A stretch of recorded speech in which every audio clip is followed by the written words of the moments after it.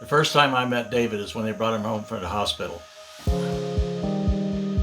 He was my best friend. So I've got this father-in-law named David. He lives in Fairbanks, Alaska. Yeah, he flies a plane, lands on the water. Actually flies it sometimes to his cabin in Paxton. I think that's actually the last cabin on Earth. He hunts for moose, catches the moose, brings it back, feeds his family for a year. Had some very special times in our hunting trips on the Paw. I'm glad I got to know him for the last 50 years or so. I first met Dave back in the 1990s when I was out farming in the Mott, North Dakota area, and he was looking for a place to hunt, and I had good pheasant hunting. The weather, sometimes it's 60 below. And successful career, great family and friends.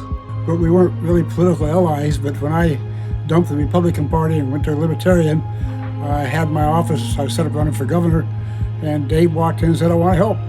And that's the way we really got acquainted. I first met Dave in 1966 when we pledged a fraternity. And most of us pledges were from Washington and had no idea where Alaska was. And so we teased Dave mercilessly about being such a hick. Ironic because I moved up here 9 years later myself. I knew David from high school, but when he came back during his freshman year to speak to our English class about the importance of college, going outside to go to school to have a different experience, and that memory stayed with me all these years until today even. As David said, you can't be too good looking, have too much gas, or too much ammunition. We'll miss you, David. God bless. I get the same reaction from all my friends. How do we meet this David?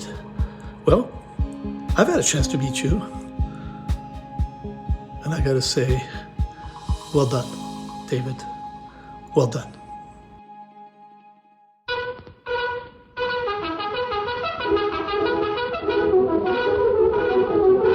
The Lone Ranger.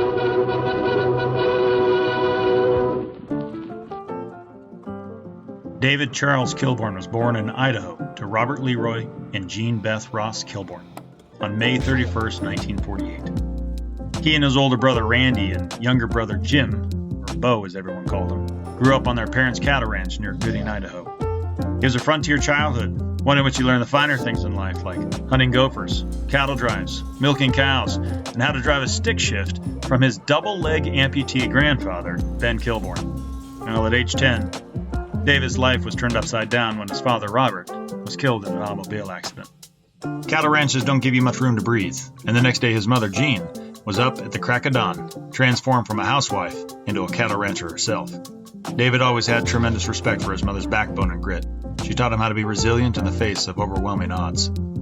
2 years later, David's mother married his dad's best friend, James Schmidt, who had a young son, Sam, and a daughter named Minta May. James had a job at Tip Top Chevrolet in Fairbanks, Alaska, and the newlyweds loaded up their 5 children, ages 9 to 13, into their Nash Rambler. They drove the 2,800-mile journey to Alaska via the Alcan Highway, arriving in Fairbanks in March 1960 to 30 below weather.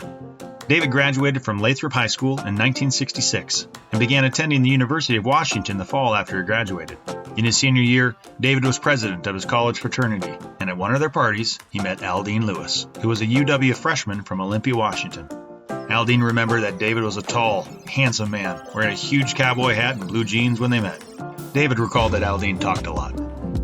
The two briefly dated, but when David graduated from UW in 1970 with a degree in finance and accounting, he went back to Fairbanks to work for Paul Gavora in the grocery business. During the longshoreman strike of 1971, David was tasked with finding out where the company's shipping containers were on the docks in Seattle. And while in Seattle, he discovered his fraternity was throwing another party, and David stopped by to visit friends. Aldine was there too. The two spent the evening talking, and then the next night, and the next. And less than a week later, he asked Aldine to marry him. That's how David was. When he made up his mind, he was all in. They were married in Olympia, Washington on June 24, 1972, and honeymooned in Mexico. While there, David got to experience the famed Montezuma's Revenge and the mother of all sunburns. It was so bad that they canceled the rest of their Mexico trip and took the remaining time to fly to Las Vegas, where they finished out their honeymoon in the newly opened Caesar's Palace. The happy couple settled into their new lives in Fairbanks and soon started having kids. They had 3 sons together, Ben, born in 1975, Adam in 1978, and Peter in 1986. Family was a priority for David, and he was a great dad. He was always taking his boys out to experience life together. Hunting, fishing, camping, hockey, road trips. He made it a priority to spend time with his boys. Whether he picked it or it picked him, David's career of nearly 50 years was in the grocery and shipping business. In high school, he started working for Fairbanks grocer Paul Gavora and worked for him for more than 20 years. In the late 1980s, David founded Yes Foods, Yukon Express Services, and built it into one of Alaska's largest food service companies. He sold the business to Carr Godstein in 1994 and semi-retired. But by 2002, he was restless again and went to work for Totem Ocean Trailer Express. He started as the Fairbanks manager and worked his way up to vice president of pricing and marketing by the time he retired for good in 2013.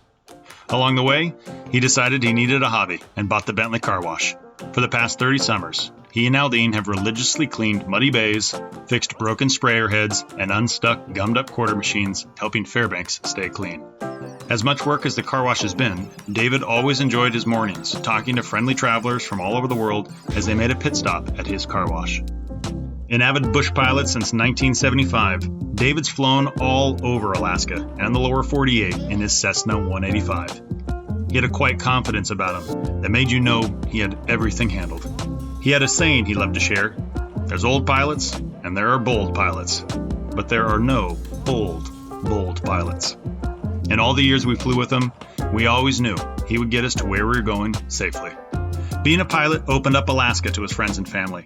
He took us places few other people have ever seen, hunting and fishing in some of the most beautiful wilderness imaginable.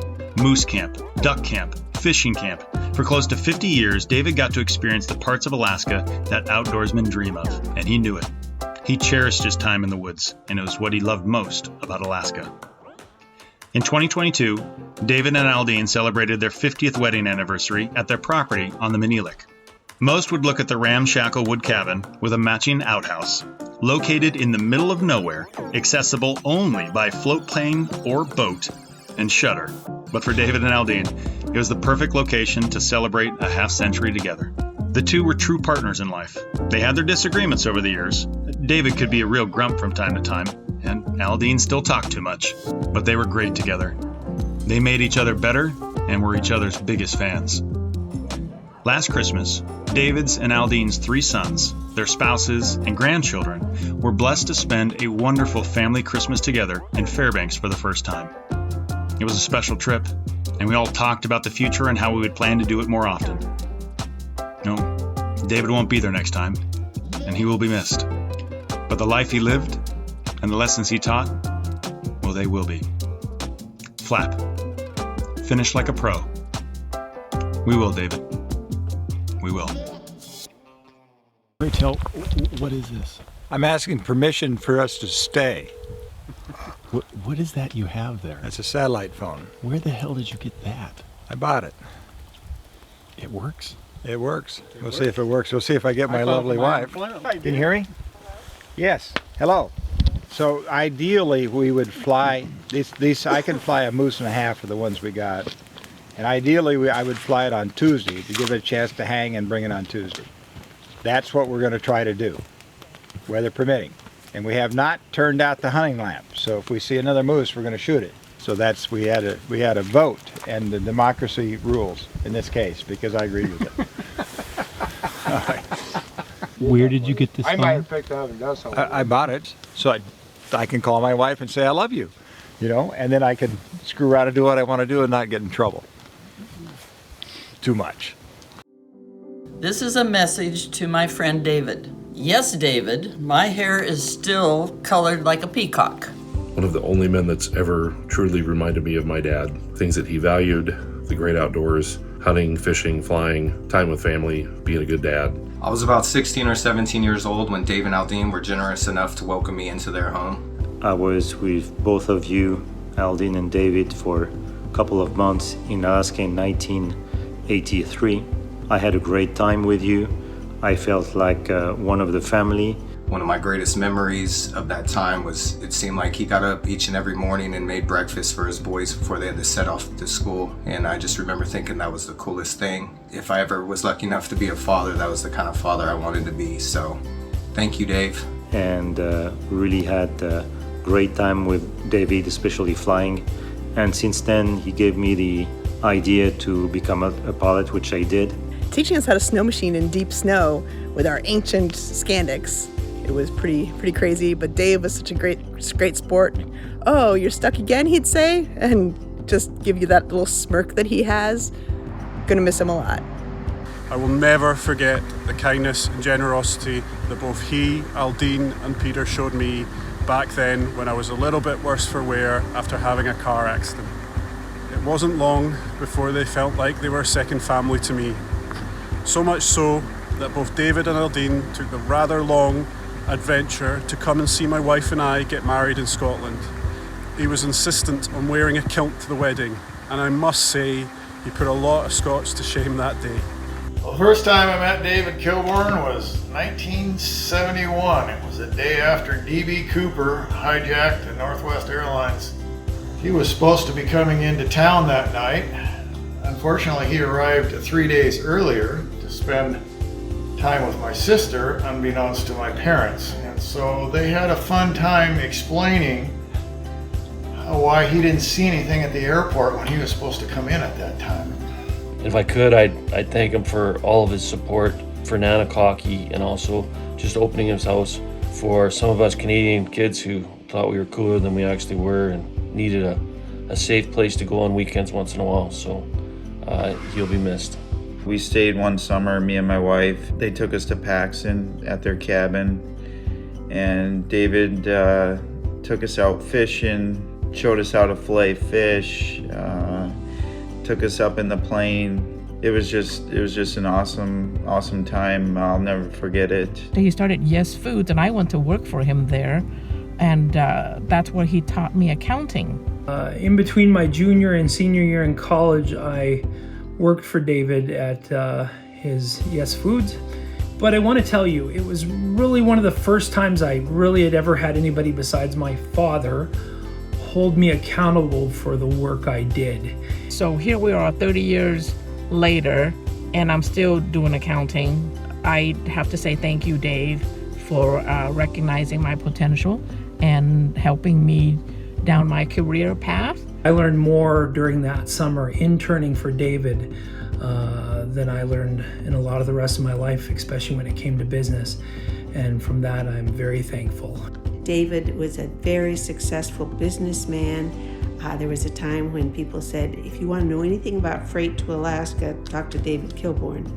He valued his family. They were his highest priority. Aldine and Ben and Adam and Peter and their families. An incredible father, husband, and most importantly, a grandpa. I'm gonna miss him. Yeah? Want to say I love you, Grandpa? He taught me how to snow machine, how to gut a salmon, and how to lose at Scrabble. I loved seeing the father he was to Ben and Pete and Adam, and the grandfather he was to Zeb and Charlie. You were awesome. Just flat out amazing as a dad. You always were my hero. I looked at you and I was like, that's how I want to be in life. He's somebody I always thought would be there, and I guess my regret is that I didn't tell him how much I appreciated what a rock-solid man he was. Lee and I respected and trusted you in business and as a friend. You lived your life as an example. You, my friend, lived life like a pro.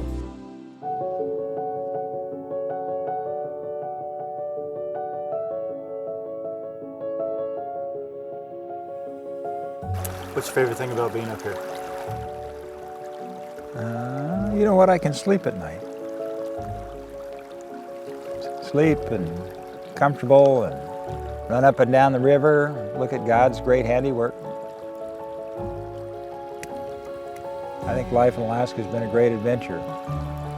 If you'd have told me 50 years ago that I would have had the life I've had in Alaska with the people I know and my family and that sort of thing, I would have thought that you were nuts and that was going to happen, but I've been a lucky man. Blessed.